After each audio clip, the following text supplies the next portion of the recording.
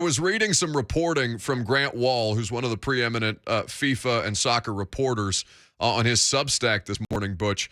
He said if it's 12 North American cities, Atlanta, Baltimore, and D.C., Dallas, Houston, Kansas City, L.A., Miami, Nashville, New York/New Jersey, Philly, San Francisco, Bay Area, and Seattle. If it's 11, no Nashville. If it's 10, no Baltimore, and no Washington, D.C. Now, I understand that, this is, we don't have any confirmation of this right now, and it's one report from... Yeah, zero. Yeah, right. Zero whatsoever. Negative zero in terms of any kind of confirmation from FIFA. Right, which has to be, I guess you're waiting for the they want everybody to tune into FS1 tomorrow, I guess. But this whole thing, Butch, I think is pretty interesting because of our proven track record as a city and because of the international destination that we have been and have since become even more. I find that interesting that if it's 11, Nashville would be the odd city out under that circumstance. How arduous has this process again been, knowing that you've already been through it once before?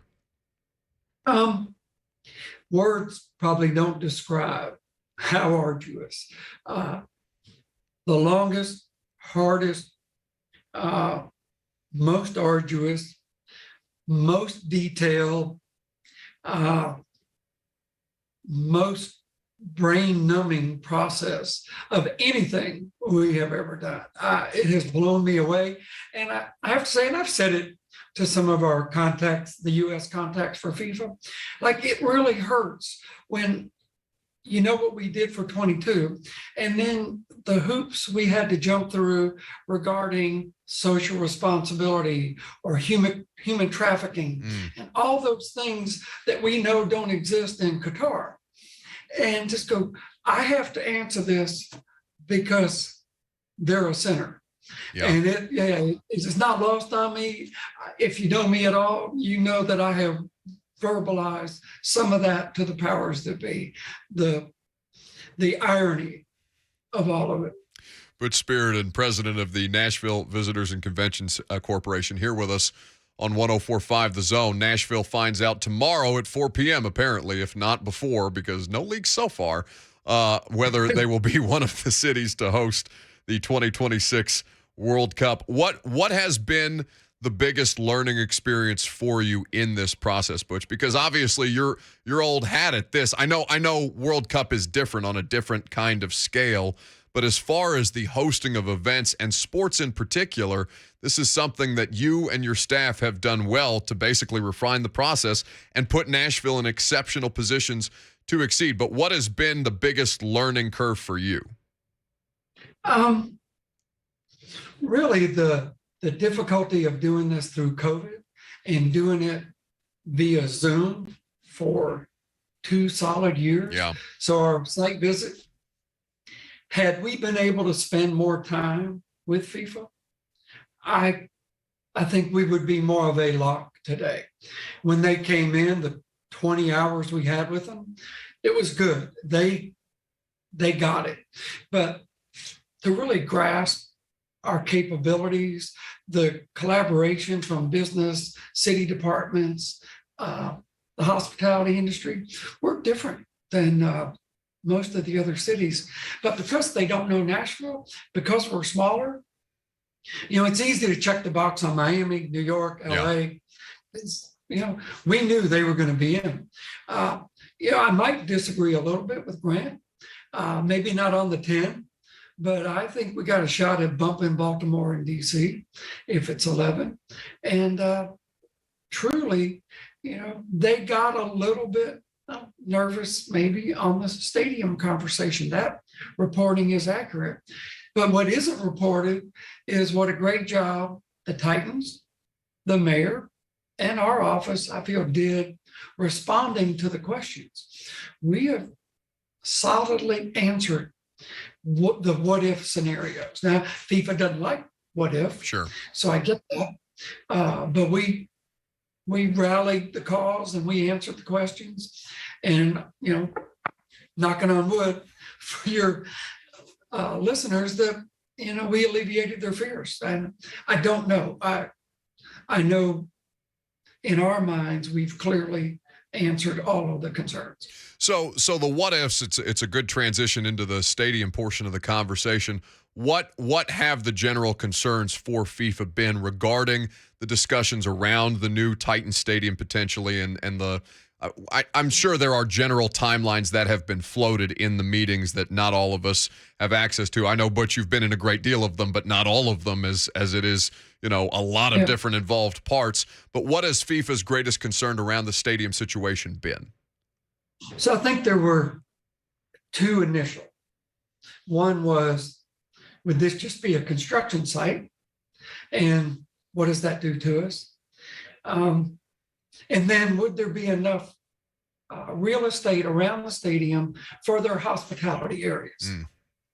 To the Titans' credit, they literally laid it all out to scale. Here's where your tents could go. Here's the real estate. Here's what you've got. Then we assured them that the plan is stadium will be finished. They'd like it done before January of 26. That we said probably isn't likely. But we should be clear of construction. If we're not clear, we'll fence it. We'll put a scrim up. We'll clean it. Everything will be removed outside of that fenced area. And then the last thing, where we ended up was, let's stick to the Nissan Stadium proposal. That's what we originally submitted. Anything else would require changing all of our agreements. So let's stick to this. That will be there. Their other question there was, are you going to let it run down for the next 3 years, or are you going to take care of it? So we've assured them that it would be in playing condition, in NFL playing condition. We're not going to let it deteriorate. Check the box, we'll keep it clean. Check the box, we'll keep it updated. Check the box on the campus for hospitality. But as I said a minute ago, they're used to getting exactly what they want. And that's not a knock. That's what they can demand. So we became that question, are we going to get what we want?